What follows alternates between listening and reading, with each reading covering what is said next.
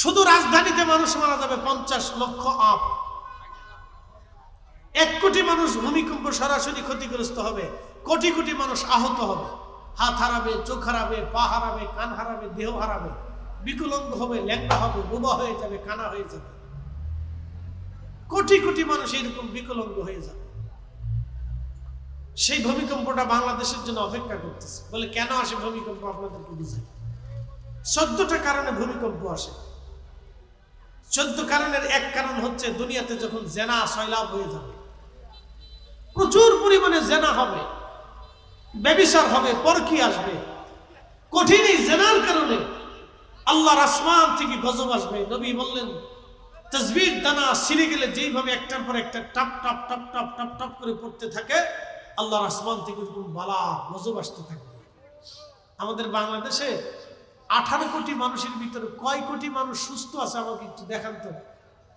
কিয়ামতের ময়দানে মানুষগুলো বিক্ষিপ্ত পতঙ্গের মতো ছোটাছুটি করবে, দৌড়াদৌড়ি করবে। মানুষেরা পাগল পারা হয়ে দৌড়াবে, প্রচন্ড ঘামে গরমে মানুষের জিহ্বা কুকুরের জিহ্বার মতো ঝুলতে থাকবে, তৃষ্ণায় কাতর হয়ে পাগলের মতো আর্তনাদ করতে থাকবে আর বলতে থাকবে রব্বুল আলামিন তুমি আমাদেরকে হাসর থেকে জাহান্নামে পাঠিয়ে দাও। আল্লাহ হাসরের মাঠ আমাদের আর সহ্য হচ্ছে না, রব্বুল আলামিন আমাদের হাসরের মাঠ থেকে জাহান্নামে ফেলে দাও। আল্লাহ আমাদের আর সহ্য হচ্ছে না। সেই দিন মানুষ বিক্ষিপ্ত পতঙ্গের মতো দৌড়াবে, ছুটাছুটি করবে, পাগল পারা হয়ে যাবে। ওয়াতাকুনুল জিমালু কাল্লাহিল মানফুশ। আল্লাহ রাব্বুল আলামিন বললেন পাহাড় সমূহ সেই দিন ধ্বনিত পশমের মতো উড়ে উড়ে উড়ে উড়ে চলে যাবে। সেই দিন মানুষ পাগল পারা হয়ে যাবে, পাগল পারা হয়ে যাবে মানুষ সেই দিন। আল্লাহ রাব্বুল আলামিনের রাসূল বললেন মা সন্তান বলে যাবে, সন্তান মা বলে যাবে, বাবা সন্তান বলে যাবে, সন্তান বাবা বলে যাবে। 3টা স্থানে কেউ কারো পরিচয় দেবে না।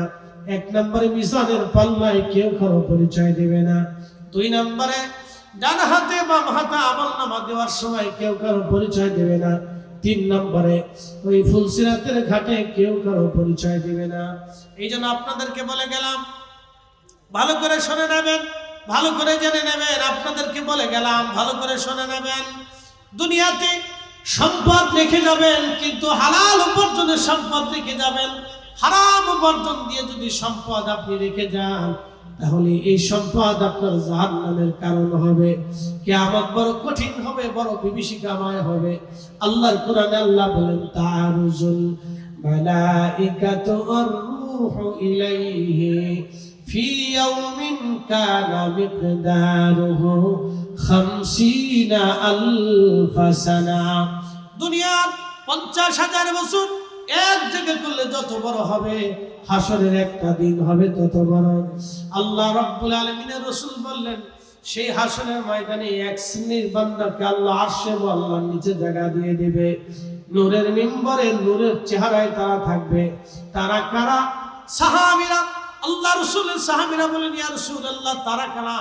নবীজি বললেন সাহাবীরা রে, তাদের এই মর্যাদা দেখে অন্যান্য নবীরা পর্যন্ত ঈর্ষা করবে, শহীদরা পর্যন্ত ঈর্ষা করে বলবে রব্বুল আলামিন তোমার কালিমার জন্য যুদ্ধ করতে যে আমরা শহীদ হয়েছিলাম, আল্লাহ এরা কারা? আরশে আল্লাহর নিচে নূরের মিম্বরে নূরের চেহারায় এরা বসে আছে, এরা কারা? আল্লাহ জবাব দিব আমার বান্দারা, হাসরবাসী নবীরা, শহীদরা। এরা হলো তারা যারা দুনিয়াতে একজন আরেকজনকে আমি আল্লাহর জন্য ভালোবেসেছিল।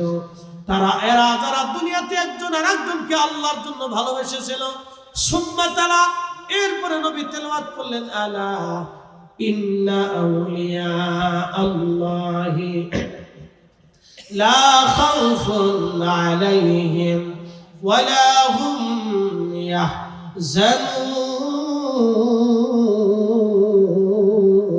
ইয়াহজানুন। আমার আল্লাহ বললেন সাবধান, আমার ওলি যারা, তাদের কোনো ভয় নেই, তাদের কোনো চিন্তা নাই। নবীজি আয়াত কারিমা তেলাওয়াত করলেন।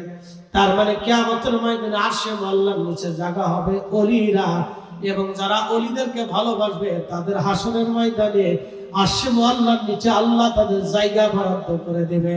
একসাথে জোরে বলেন আল্লাহু আকবার। তাহলে কিয়ামতের ময়দানে আরশে মুআল্লার নিচে জায়গা হবে ওই শ্রেণীর ব্যক্তিদের যারা দুনিয়াতে আল্লাহকে, আল্লাহর জন্য ওলিদেরকে যারা মহব্বত করেছিল, কিয়ামতের ময়দানে ওলিদের জায়গা হয়ে যাবে। ওলিদের এবং ওলিদেরকে যারা মহব্বত করেছিল তাদেরও জায়গা হয়ে যাবে।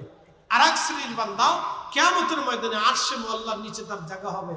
ওই বান্দা ছাড়া, ওই লোক, এই 7 শ্রেণীর ব্যক্তি ছাড়া আরশে মুআল্লার নিচে আর কারো জায়গা বরাদ্দ হবে না। আর মনে রাখবেন, সেই দিন আরশে মুআল্লার আশ্রয় ছাড়া আর কোনো আশ্রয় কেন্দ্র থাকবে না। আশ্রয় কেন্দ্রই থাকবে একটা, সেটা আল্লাহর আরশ। আল্লাহর আরশ ছাড়া আর কোনো আশ্রয় কেন্দ্র থাকবে না। খুব মনোযোগ দিয়ে শুনে যাবেন। 1 নম্বরে ওই ব্যক্তি যিনি দুনিয়াতে ন্যায় বিচার করেছিল। একসাথে বলবেন আল্লাহু আকবার। কি বিচার করেছিল? ন্যায় বিচার করেছিল। দুনিয়াতে যারা ন্যায় বিচার করেছিল আরশে মুআল্লার নিচে তাদের জায়গা হয়ে যাবে। আচ্ছা বলেন তো, দুনিয়াতে যারা অন্যায় বিচার করেছিল তাদের কি অবস্থা হবে? কি কঠিন পরিণতি হবে, তাদের কি ভয়াবহ অবস্থা হবে যারা দুনিয়াতে অন্যায় বিচার করেছিল, অন্যায় বিচার করেছিল এবং অন্যায় বিচারে যারা সাহায্য করেছিল। কিয়ামতের ময়দানে তাদের পরিণতিটা হবে খুবই ভয়াবহ এবং মারাত্মক। 2 নম্বরে আল্লাহর নবী বলেন, আমার উম্মত ওই ব্যক্তি আরশে মুআল্লার নিচে তার জায়গা বরাদ্দ হয়ে যাবে যে ব্যক্তি দুনিয়াতে নামাজ পড়ে মসজিদ থেকে বের হয়ে আসার পরে আবার মসজিদে বের হয়ে যাওয়ার জন্য, মসজিদে যাওয়ার জন্য উদ্গ্রীব হয়েছিল। এই লোকটা কিয়ামতের ময়দানে আল্লাহ তাকে আরশে মুআল্লার নিচে জায়গা বরাদ্দ করে দেবে। 1 নম্বর ওই ব্যক্তি যিনি ন্যায় বিচার দুনিয়াতে করেছিল। 2 নম্বর ওই ব্যক্তি যিনি নামাজ পড়ে মসজিদ থেকে বের হয়ে এসেছিল, আবার মসজিদে যাওয়ার জন্য উদ্গ্রীব হয়ে থাকতো, অর্থাৎ তার দিলটাকে মসজিদের সাথে ঝুলিয়ে রাখতো। এরকম মুসল্লি আসে না? মসজিদ থেকে বের হইয়া আবার মসজিদে যাওয়ার জন্য সে উদ্গ্রীব থেকে কখন আজান হবে। আজান হওয়ার সাথে সাথে সে পাগলের মতো মসজিদে ছুটে দৌড়ায় চলে যায়। আল্লাহ রাসূল বলছেন, এই ব্যক্তি কিয়ামতের ময়দানে তার আরশে মুআল্লার নিচে জায়গা বরাদ্দ হয়ে যাবে। আরেক ব্যক্তি আরশে মুআল্লার নিচে জায়গা বরাদ্দ হবে। সেই ব্যক্তি, ওই ব্যক্তি দুনিয়াতে যে ডান হাতে দান করতো কিন্তু বাম হাতে জানতো না, ডান হাতে দান করতো কিন্তু বাম হাতে জানতো না। এই ব্যক্তি আরশে মুআল্লার নিচে তার জায়গা বরাদ্দ হয়ে যেত হবে। 3 নম্বর আরেক ব্যক্তি, ওই ব্যক্তি সেই যুবক যাকে কোনো সুন্দরী নারী জেনা করার জন্য আহ্বান করেছিল, জেনা করার জন্য আহ্বান করেছিল। এদেশের মানুষ এখন জেনারে গুনাহ মনে করে না। শুধু এদেশ না, সারা পৃথিবী, সারা ওয়ার্ল্ড জেনায় সয়লাব হয়ে গেছে। সারা পৃথিবী, উন্নত বিশ্বগুলি তো কোনো কথাই নেই। উন্নত বিশ্ব থেকে শুরু করে সারা পৃথিবী এখন জেনায় জেনায় সয়লাব হয়ে গেছে। জেনাকে তারা পাপই মনে করে, গুনাহই মনে করে। এটা যে একটা মহাপাপ, এটা মানুষ ভুলে গেছে। জেনা করা যে জঘন্য পৈশাচিক কার্য, এটা মানুষ ভুলে গেছে, এটা মনে নাই। বুঝতে পারছেন? এটা মানুষ ভুলে গেছে, এটা মানুষ ভুলে গেছে যে জেনা যে কঠিন গুনাহ, এটা মানুষ ভুলে গেছে, এটা মনেই নেই। সরে যান। কয়দিন আগে ভূমিকম্প লাড়া দিয়েছিল না? কেন লাড়া দিয়েছে? ভাবতেছেন ভূমিকম্প আসছে আর আসবে না? কখনই। আপনাদেরকে আজকে একটা তথ্য দিয়ে দিই। 1757-তে একটা ভূমিকম্প হয়েছিল বাংলাদেশে। 1757। এই যে আপনাদের ভৈরবের নিচ দিয়ে যে নদীটা চলে গেছে, এই নদীর নাম কি? মেঘনা। এই নদীটা কোথা দিয়ে প্রবাহিত হতো জানেন?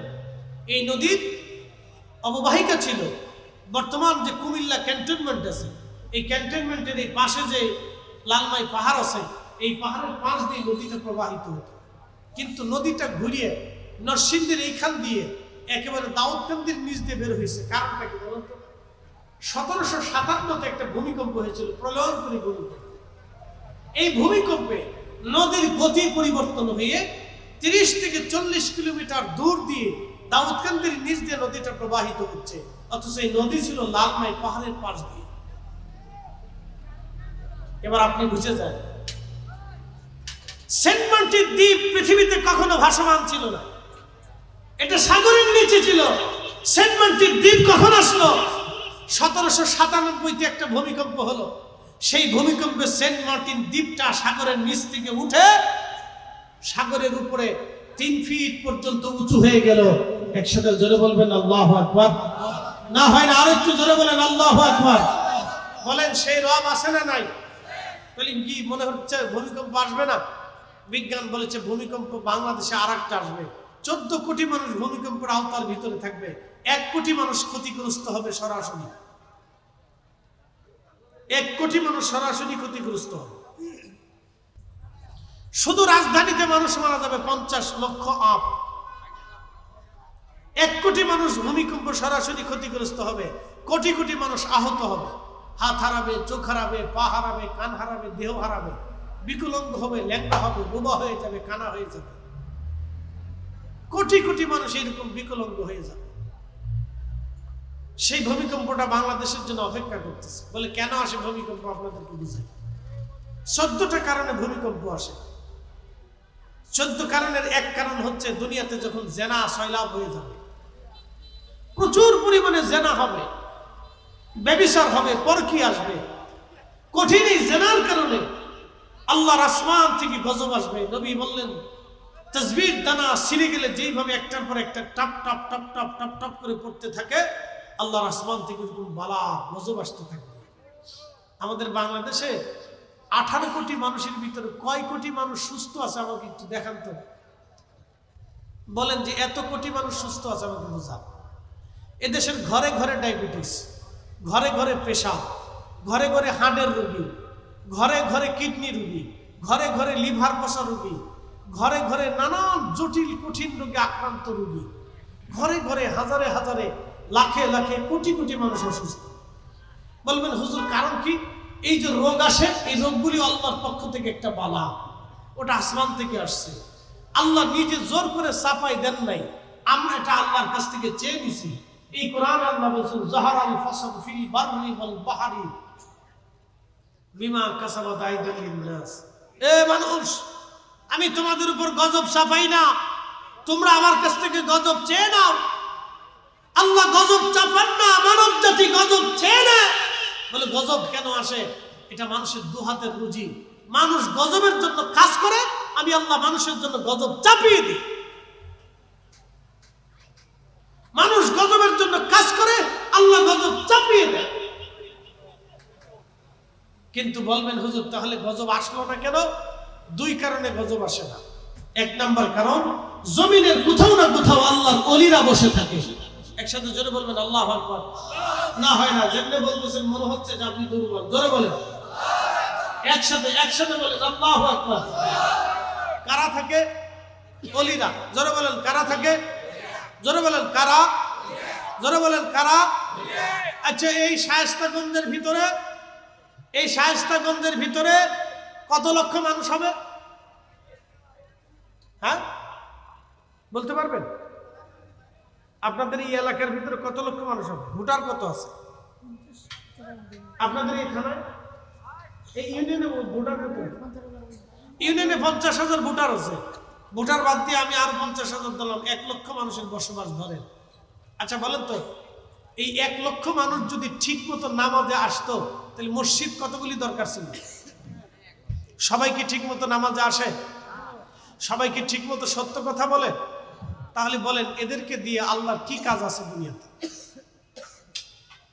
এর ভিতরে কিছু সুদখোর আছে, কিছু ঘুষখোর আছে, কিছু দুর্নীতিগ্রস্ত মানুষ আছে, কিছু মানুষ আছে নিজের বোনের জমি 30 বছর বুঝাই দেয়নি।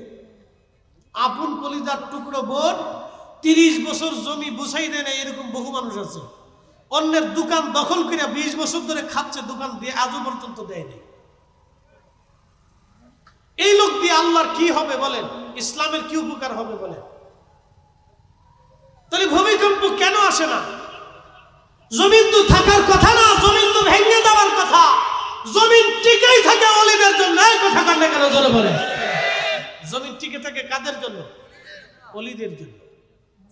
ওয়াজ যদি বুঝে যান, আমার শানে আউলিয়ার বিষয় ছিল এই কথা টানতে, যে আমি এত দূর পর্যন্ত আপনাদেরকে এই ওয়াজ নিয়ে আসছি, এত দূর পর্যন্ত ওয়াজ নিয়ে আসছি যে আকাশ ভেঙে পাথর পড়ে আসার কথা ছিল, জমিনে ভূমিকম্প আসার কথা ছিল, দুর্ভিক্ষ চলে আসার কথা ছিল, মহামারী আসার কথা ছিল, মানুষের মেরে মেরে মরে মরে সয়লাব হয়ে যাওয়ার কথা ছিল, কিন্তু মরে না কেন? আর গজব আসে না কেন? আল্লাহর জমিনের কোনায় কোনায় কিছু অলি থাকে। এই অলিরা রাতের গভীরে নির্বিঘ্নে নির্জনে সিজদার মধ্যে পড়ে রবের কাছে কাঁদে, আল্লাহ আপনি গজব দিয়েন না, আল্লাহ ভূমিকম্প দিয়েন না, আল্লাহ আপনি টর্নেডো দিয়েন না, আল্লাহ আপনি বালা দিয়েন না, আল্লাহ দুর্ভিক্ষ দিয়েন না। দুর্ভিক্ষ যদি দেন তাহলে জাতি একসাথে মারা যাবে। আল্লাহ ভূমিকম্প যদি এইভাবে দেন তাহলে জাতি একসাথে ধ্বংস হবে। আল্লাহ দিয়েন না। ওরা গুনাহ করছে, আল্লাহ আমি তো আপনাকে ডাকতেছি, আল্লাহ আপনি দয়া করেন, আপনি মায়া করেন। অলিরা কান্নাকাটি করে, অলিদের কান্নার কারণে আল্লাহ হয়তো কিছু সময়ের জন্য আমাদেরকে রুখসত দেয়। নতুবা এই জমিন থাকার কথা না। বলে হুজুর কেন থাকবে না? কয়েকদিন আগে এক ভদ্র মহিলা আমাকে ফোন দিছে, হুজুর একটা মাসালা। আমি বললাম আপনি কেন ফোন দিছেন? বলতেছে হুজুর মাফ করবেন, একটা জিনিস জানার জন্য ফোন দিছি, আমি বিপদে পড়ে ফোন দিছি। বললাম বলেন কি বিপদ? বলতেছে হুজুর আমার স্বামী তার আপন সৎ বোনের মেয়ের সাথে জেনা করে। মুসলমান আমার দিকে দেখেন তো, জমিন কেন থাকবে বলুন? দুর্ভিক্ষ কেন আসবে না বলুন তো আমাকে, আমাকে বুঝান। জমিনে মানুষ কয়জন আছে বুঝান। হুজুর আমার স্বামী তার সৎ বোনের মেয়ের সাথে জেনা করে, আমি কি থাকবো না চলে যাব? শুধু এতটুকু জানার জন্য আপনাকে ফোন দিচ্ছি, মাফ করবেন। কথাটা শোনার পরে আমার গা শিউরে, আমি স্তব্ধ হয়ে গেল। তাকে কি করে বুঝাবো বলেন তো? বোনের মেয়ের সাথে জেনা করা তো বোনের সাথে জেনা করা। কি নিকৃষ্ট মানুষ! তা কুত্তা কোনোদিন চিন্তা করে, কুত্তাও চিন্তা করে, গরু ছাগলে চিন্তা করে, হাঁস মুরগি ভেড়া বকরি তো চিন্তা করে, যেই চিন্তা মানুষ করে দিচ্ছে। পরশুদিন নিউজে দেখলাম এক মহিলা তার স্বামীর বিরুদ্ধে মামলা করছে, বলে তার 10 বছরের মেয়ের সাথে সে জেনা করে, ধর্ষণ করে, মেয়েকে যে ধর্ষণ করে। এই কথা শুনলে আপনার ঘা শিউরে উঠবে না? যে বাবার কাছে যদি মেয়ের নিরাপত্তা না থাকে তাহলে পৃথিবীতে একটু নারীর নিরাপত্তা কোথায় আছে? তার অর্থ হচ্ছে আমরা আইকামে জাহিলিয়াতকে ফেল করে ফেলেছি। শুধু জমিনে ওলি যদি না থাকতো তাহলে জমিন ভেঙে আল্লাহ জমিনে পাথর নিক্ষেপ করে, আল্লাহ ভূমিকম্প দিয়ে একসাথে পৃথিবীর মানুষকে গায়েব করে দিত যদি ওলি না থাকতো। এই কথা বললে কেন? ঠিক আছে। নারায়ে রিসালাত, নারায়ে রিসালাত, নারায়ে গাউসিয়া। কিন্তু আফসোস আমরা ওলিদেরকে বুঝলাম না, আমরা ওলিদেরকে বুঝলাম না। আমরা কেউ আছি ওলিদের মাজার ভাঙ্গিয়ে চিন্তা করতেছি আমরা একবার ইসলাম প্রতিষ্ঠিত করব।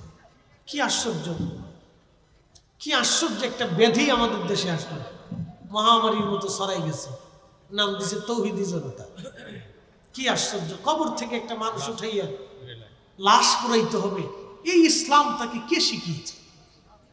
কোন কালেমায়, কোন কিতাবে, কোরআনের কোন পৃষ্ঠাতে, রসুলের জিন্দিগির কোন হাদিসে আসে?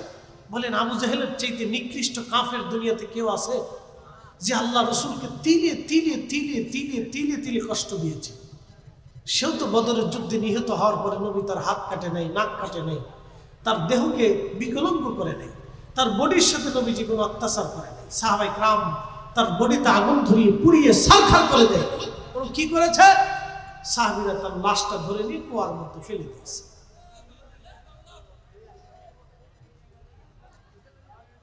মুসলমান হাজিরিন, পৃথিবীতে ওলি যারা ছিলেন, ওলিরা দেশে ইসলাম প্রতিষ্ঠিত করে গেছেন, ওলিরা দেশে ইসলাম দিয়ে গেছেন। এটা ওলিদের দেশ।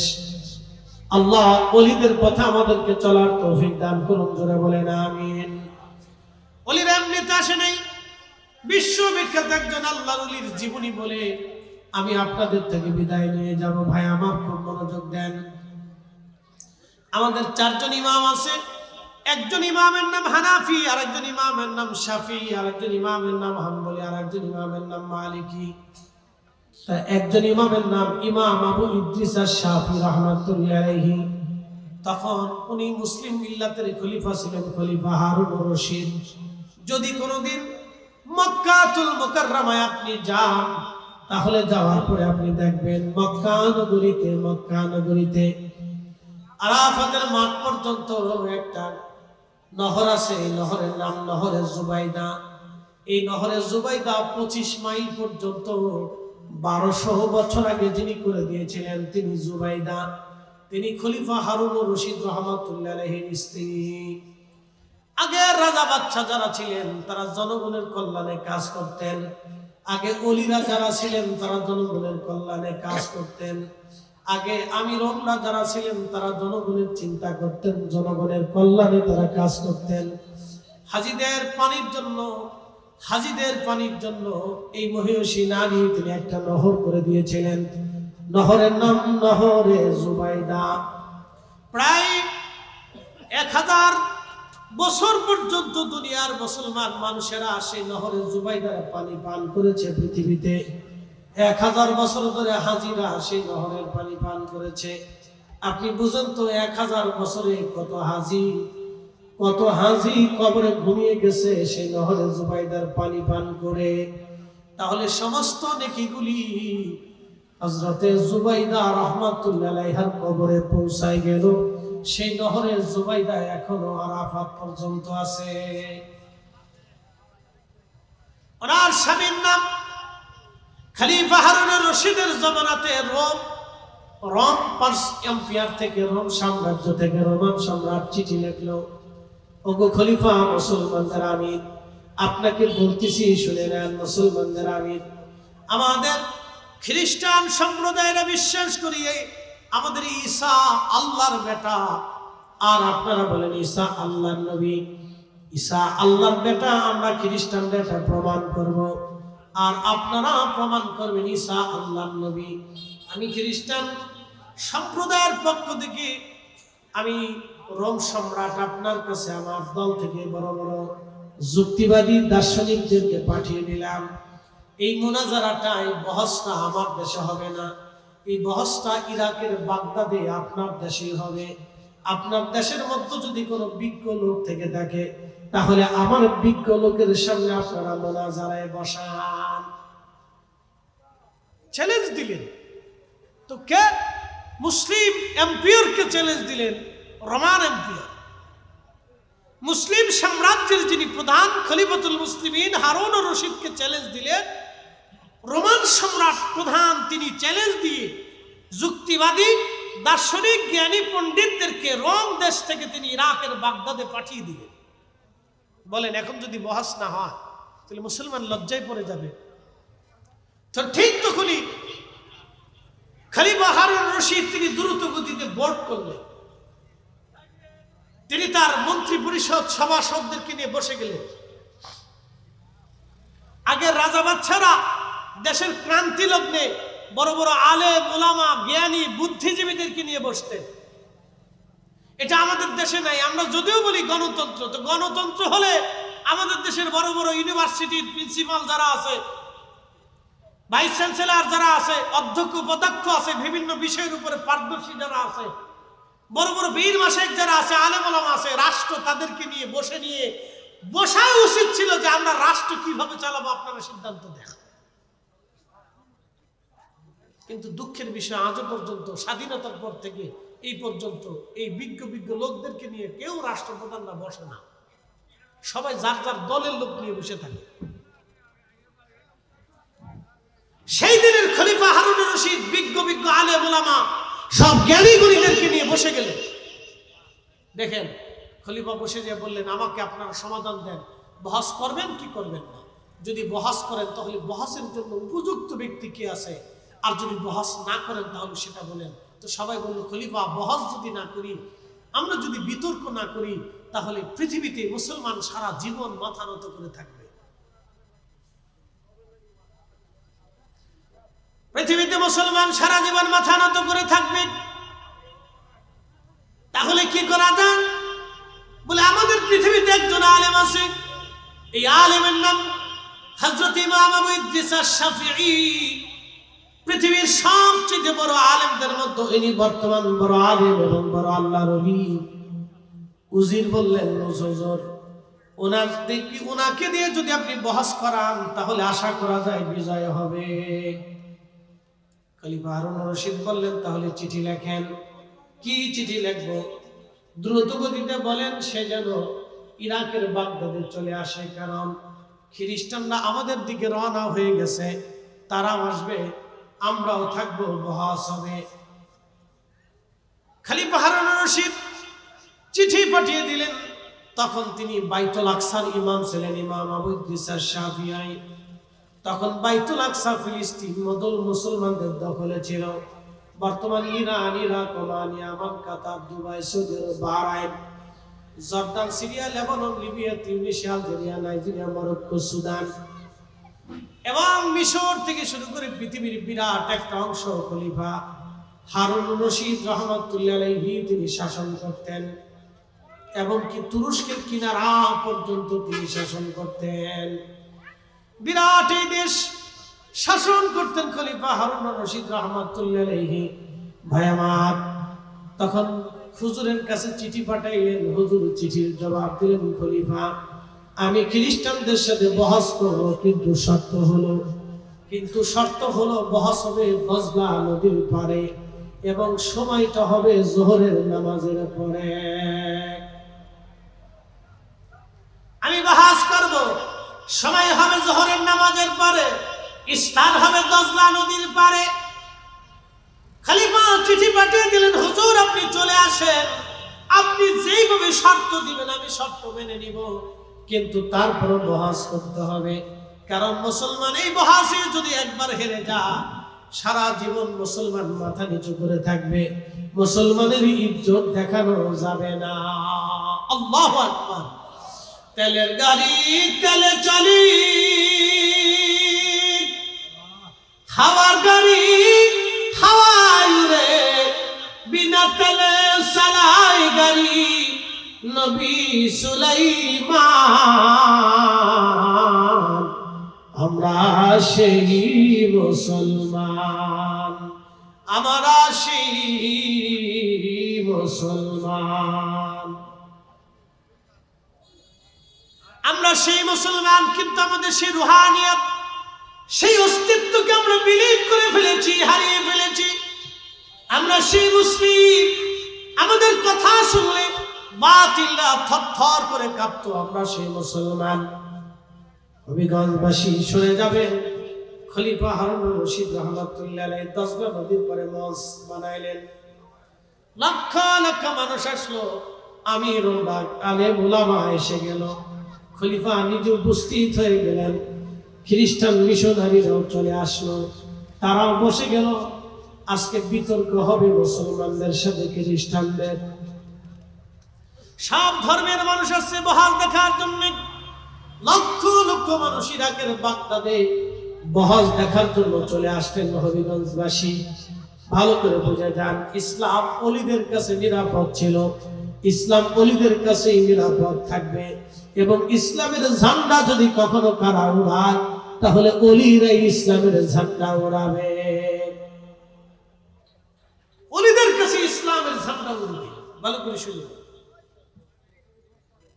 তো খলিফা হারুন রশিদ রহমাতুল্লাহ আলাইহি বিরাট মঞ্চের ইন্তজাম করে লক্ষ লক্ষ মানুষ আসছে বহাস দেখার জন্য দজলা নদীর পারে।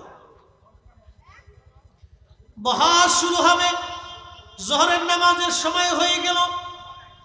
হযরত ইমাম আবু ইদ্রিস আশ-শাফিঈ রাহিমাহুল্লাহ তিনি জোহরের নামাজ পড়ার জন্য জোহরের নামাজের সময় স্টেজে উপস্থিত হলেন। খলিফাকে বললেন, খলিফাতুল মুসলিমিন আমি নামাজ পড়ে তারপরে বহাস করব, আগে একটা যাই নামাজ দেন, আগে আমি নামাজ সেরে নেই।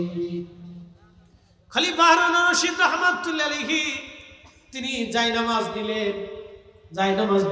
হযরত ইমাম শাফিঈ যাই নামাজ নিলেন। যাই নামাজ খানা নিয়ে তিনি দজলা নদীর মধ্যে যাই নামাজ বিছাইয়া দিলেন। দজলা নদীর মধ্যে যাই নামাজ বিছাইয়া হযরত ইমাম আবু ইদ্রিস শাফিঈ রাহমাতুল্লাহি আলাইহি যাই নামাজে দাঁড়িয়ে গেলেন। দজলা নদীর উপরে পানির উপরে যাই নামাজ ভাসতে লাগলো। যাই নামাজের উপরে ইমাম আবু ইদ্রিস শাফিঈ দাঁড়িয়ে গেলেন। যাই নামাজ পানির উপরে ভাসে, সেই দিন পানি তার যাই নামাজ ডুবাই নাই। যাই নামাজ নিয়ে দজলা নদীর মাঝখানে তিনি পুরা জোহরের নামাজ আদায় করলেন। জোহরের নামাজ শেষ, নামাজ শেষ করার পরে ইমাম আবু ইদ্রিস শাফি ডাক দিলেন, হে খ্রিস্টানেরা, করার জন্য আমার কাছে আসছো বলো। কলিজার মধ্যে যদি তোমাদের সাহস থেকে থেকে বহস করার যোগ্যতা যদি থাকে তাহলে তোমরা চলে আসো। আমি ইমাম ইদ্রিস শাফি আজ দজলা নদীর মাঝখানে যাই নামাজ পড়ে অপেক্ষায় করলাম। তোমাদের যদি সাহস থাকে তাহলে তোমরাও আজকে আমার সামনে দাঁড়াও। আজকে বহস স্টেজে হবে না, আজকে বহস আমরা দজলা নদীর মাঝখানে যাই নামাজে দাঁড়াই করব। একবার জোরে বলা যাবে আল্লাহু আকবার।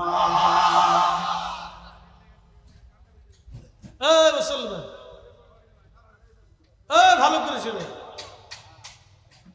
দজলা নদীর মাঝখানে ইমাম আবু ইদ্রিস শাফি দাঁড়িয়ে গেলেন। দজলা নদীর মাঝে দাঁড়িয়ে গেলেন, নামাজ চলতেছে, নামাজ শেষ। আচ্ছা এই খ্রিস্টানেরা আসো, তোমরা প্রমাণ করবা ঈসা আল্লাহর বেটা, আর আমি এই নামাজের উপরে দাঁড়াইয়া প্রমাণ করবো ঈসা আল্লাহর নবী। একসাথে বলবেন আল্লাহু আকবার। আসো যদি তোমাদের কলিজার মধ্যে সাহস থাকে। বলেন তো, ইমাম আবু ইদ্রিস শাফি জায়নামাজ বিছাইলেন, জায়নামাজ তাকে পানিতে ডুবাইলেন। এই শক্তির নাম হচ্ছে রূহের শক্তি। এই শক্তির বদৌলতে হযরতে শাহজালাল ইয়ামানি মুজাররিদি রাহমাতুল্লাহি আলাইহি তিনি সুরমা নদীর উপর জায়নামাজ বিছিয়ে দিলেন। সেই দিন যদি উনি সুরমা নদীর উপর জায়নামাজ বিছাইতে না পারতেন তাহলে আজকের এখানে মাহফিল হতো না। এই আস্তে বলবেন না, জোরে বলেন। আজকের এখানে মাহফিল হতো না। ইসলাম তো দূরের কথা, কালেমা তো দূরের কথা, কালেমার তো প্রশ্নই আছে। যদি সেই দিন ওনার জায়নামাজ সুরমা নদীর নিচে ডুবে যেত তাহলে আজকের ইসলাম এখানে পেতেন না। এত সুন্দর মঞ্চ করে আবার ওয়াজ করবেন, এত সোজা, এত সোজা। জানতো স্পেনে এত সুন্দর করে একটা মানুষের সাথে একটা ওয়াজ দিয়ে দেখেন তো, স্পেনে জানতো, ডেনমার্কে জানতো, নরওয়েতে চলে জানতো, দেখি পারেন কিনা, ফ্রান্সে জানতো, জার্মানিতে যান, ইটালিতে যান, ইউরোপে সেনজানে আনসেনজানে চলে জানতো, দেখেন পারেন কিনা এরকম একটা স্টেজ সাজাইয়া। জানতো চীনে স্টেজ সাজাই এরকম একটা মাহফিল করতে পারেন কিনা। অত দূর যাওয়া লাগবে না, আপনি ভারতেই চলে যান, গুজরাটে চলে যান, তো এরকম একটা স্টেজ সাজায় দেখেন পারেন কিনা। দিন এত সোজা। খাজা বাবা আজমিরি কি ওয়াজ করেছিলেন, তার জবানের ফয়জুদ কি ছিল, তার রূহের শক্তি কি ছিল, যে একজন না দুইজন না 90 লক্ষ মানুষ কালেমা পড়ে মুসলমান হয়েছিল। আমরা সেই দলের নাম আহলে সুন্নাত ওয়াল জামাত, অথচ আমরা না বানাইছে বেদাতি আর মাজার পূজারি। কথা বল না, কোনো ঠিক না। আমরা না বলতেছি না মাজার পূজারি বেদাত, আমরা হলাম সেই জামাত যেই জামাতের আকাবিররা এদেশের মানুষকে কালেমার শিক্ষা দিয়েছে, ঈমান দিয়েছে, কালেমার পতাকা আল্লাহর আকাশে উড়িয়েছে, অথচ আমরা না বানাইছে বেদাতি। আমরা আজকে তাদের কিছু কিছু বেদাত। কি আশ্চর্য, উদর পিন্ডি বুদর করে চুরি করছে একজন, সাফাইছে আরেকজনের ঘরের উপরে। বুঝতে পারছেন, উদর পিন্ডি বুদর করে বেদাতি। কি আর বেদাতি বানাইছে কাকে? আচ্ছা বলেন তো, মুনাজাত বন্ধ করে দেওয়া এটা সুন্নাত। মুনাজাতকে বন্ধ করে দেওয়ার যারা চেষ্টা করতেছে ওরা হলো অরিজিনাল বেদাতি। আর আমরা যারা মুনাজাতকে প্রতিষ্ঠিত রাখার চেষ্টা করতেছি আমরা হইছি অরিজিনাল সুন্নতি। আমরা সুন্নতের জন্য লড়াই করি। এই কথা বল না কেন, যারা বলে আমরা কিসের জন্য লড়াই করি? সুন্নতের জন্য লড়াই করি, যে এটা জিন্দা রাখতেই হবে, আর ও আসছে এটা বন্ধ করতেই হবে। তাহলে যে বন্ধ করতে আসছে ও সুন্নতকে বন্ধ করার জন্য আসছে, আর আমরা নবীর সুন্নতকে প্রতিষ্ঠিত রাখার জন্য জিহাদ করতেছি। তাহলে অরিজিনাল আমরাই হচ্ছে সুন্নতি, কিন্তু হয়েছে আমরা হয়েছি বেদাতি। কি আশ্চর্য, উদর পিন্ডি বুদর করে চুরি করছে একজন, সাফাইছে আরেকজনের গাড়ির উপর। প্রিয় উপস্থিতি, ভালো করে শুনে নেন হাজিরিন, হযরত ইমাম শাফি রাহমাতুল্লাহ আলাইহি দজলার দায়নামাজে দজলার উপরে দাঁড়িয়ে আছেন। তোমাদের যদি কলিজায় সাহস থাকে তো আসো, আজকে বহাস দজলা নদীর মাঝখানেই হবে।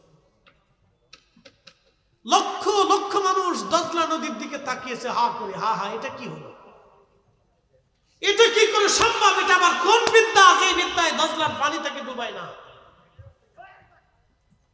এটা আবার কোন বিদ্যা, যে বিদ্যা দজলার পানিতে ডুবায় না তাকে? হযরত ইমাম শাফিঈ যখন ডাক দিলেন, খ্রিস্টান মিশনারি যিনি প্রধান ছিলেন, যিনি বহসের প্রধান ছিলেন, তিনি তখন ডাক দিয়ে বললেন, হুজুর আমাদের বহস লাগবে না, আপনি চলে আসেন, স্টেজে চলে আসেন, আমরা আপনার ওই কালেমা পড়ব যেই কালেমা আজকে আপনাকে এত বড় সম্মানিত করেছে।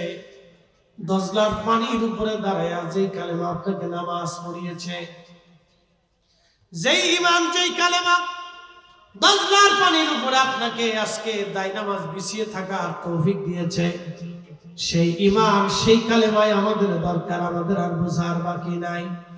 আমরা আপনার কাছে এসে এই স্টেজে আপনার হাতে কালেমা পড়ে আমরা মুসলমান হয়ে আমরা আমাদের আখিরাতের জিন্দেগি ধন্য করার জন্য আসছি। হুজুর আমরা বহস করব না, আপনি দজলা থেকে চলে আসেন। একবার জোরে বলা যাবে কি আল্লাহু আকবার? এরা মুসলমান, এরা ওলি।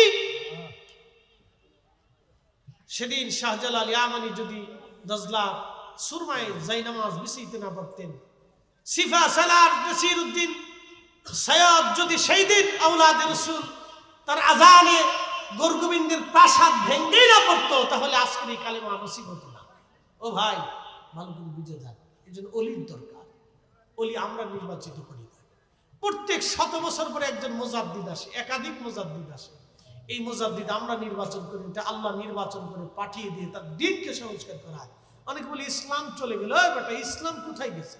ইসলামকে হালাকু খান বিদায় করতে পারে নাই, চেঙ্গিস পারে নাই। এর চেঙ্গিসের চাইতে পৃথিবীতে এরকম রক্ত পিপাসা কোনো বাচ্চার জন্মই হবে না। 2 কোটি মানুষ হত্যা করে ফেলেছে সেই জমানাতে। আপনি বুঝতে পারতেছেন এই জমানা না সেই জমানাতে। এই জমানাতে একটা পারমাণবিক বোমা ফেলে দিলে তো 2 কোটি মানুষ মারা যাবে, কিন্তু সেই জমানাতে চেঙ্গিস খানের মতো লড়াকু আর খাওয়ারিজম রাজধানী যেই দিন চেঙ্গিস দখল করলো 3 দিন পর্যন্ত হত্যাযোগ্য করেছিল। 12 লক্ষ মুসলমান 3 দিনে হত্যা করেছিল। কিন্তু খাওয়ারিজম এখনো আছে, সেই শহর এখনো আছে, সেই শহরে কালেমার আযান এখনো হয়, কিন্তু চেঙ্গিসের সাম্রাজ্য নেই। ইসলামকে যারা বিদায় দিতে এসেছিল তারা বিদায় হয়েছে, ইসলাম আছে। সুন্নাতকে যারা বিদায় দিতে আসবে তারা বিদায় হবে। আহলে সুন্নাত ওয়াল জামাত কিয়ামত পর্যন্ত জমিনে টিকে থাকবে। হাত উঁচু করে বলেন ঠিক না? নারে রিসালাত,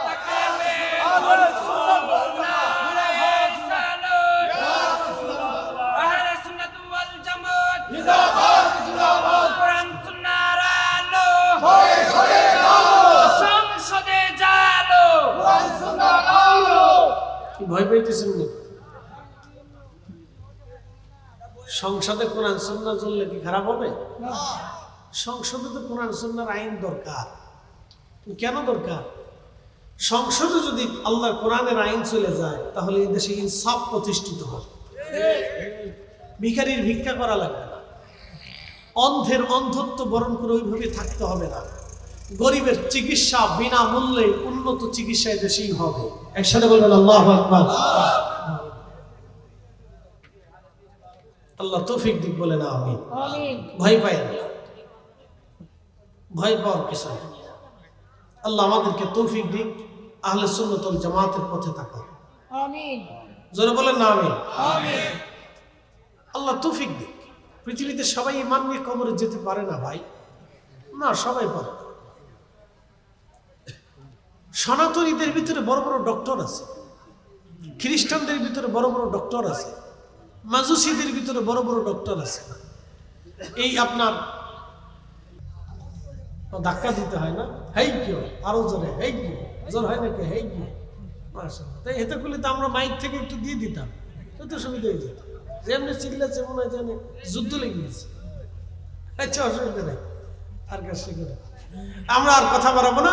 আল্লাহ আমাদের তৌফিক দিক, ইনসাফ প্রতিষ্ঠিত করা। জোরে বলে না আমিন। না আরেকটু জোরে বলে না আমিন।